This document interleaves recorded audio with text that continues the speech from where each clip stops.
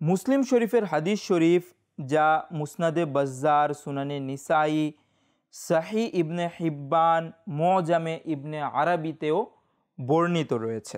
আন আনাসিন আন্না রাসূলুল্লাহি সাল্লাল্লাহু আলাইহি ওয়াসাল্লাম ক্বালা মারারতু লাইলাতা উসরা বি মূসা ইবনে ইমরান আলাইহিস সালাম ওয়া হুয়া ইউসাল্লি ফি কবরিহি। নবী করিম রউফুর রহিম সাল্লাল্লাহু তাআলা আলাইহি ওয়াসাল্লাম এই মুসলিম শরীফ সহ বিভিন্ন কিতাবের এই হাদিস শরীফটিতে ইরশাদ করছেন, যা আনাস রাদিয়াল্লাহু তাআলা আনহু হতে বর্ণিত।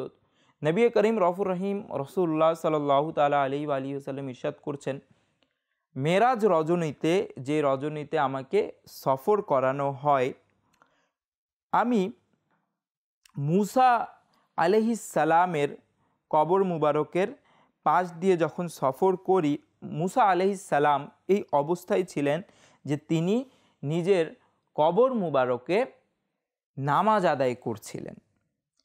তো মদিনী চ্যানেল দর্শক শ্রোতা, এই হাদিস শরীফটি দিয়েও প্রতীয়মান হয় যে নবীগণ নিজেদের কবরে জীবিত রয়েছেন। এরকম আরেকটি হাদিস শরীফ যা মুসনাদে বাজ্জার, মুসনাদে আবি ইয়ালা আর বিভিন্ন অনেক হাদিসের বড় বড় গ্রন্থে বর্ণিত রয়েছে। আনাসিন ক্বালা ক্বালা রাসূলুল্লাহ সাল্লাল্লাহু আলাইহি ওয়াসাল্লাম আল আমবিয়াউ আহইয়াউন ইউসাল্লুনা ফি কুবুরিহিম। আনাস রাদিয়াল্লাহু তাআলা আনহু হতে বর্ণিত, তিনি বলেন রাসূলুল্লাহ সাল্লাল্লাহু আলাইহি ওয়াসাল্লাম ইরশাদ করেছেন, নবীগণ জীবিত নিজেদের কবরে নামাজ আদায় করেন।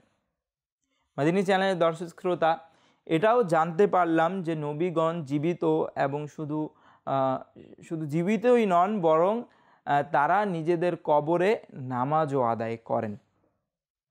তো এটা দ্বারা বোঝা গেল যে আলহামদুলিল্লাহ আলা হযরত রহমতুল্লাহি তাআলা আলাইহির যে পংক্তি রয়েছে, কাব্যগ্রন্থের যে পংক্তি রয়েছে, তা এই হাদিস শরীফের সাথে সংশ্লিষ্ট। এখন কথা হচ্ছে, এটা তো যে অন্যান্য নবীগণ রয়েছেন, আম্বিয়ায়ে কেরাম আলাইহিমুস সালাম রয়েছে, তাদের শান।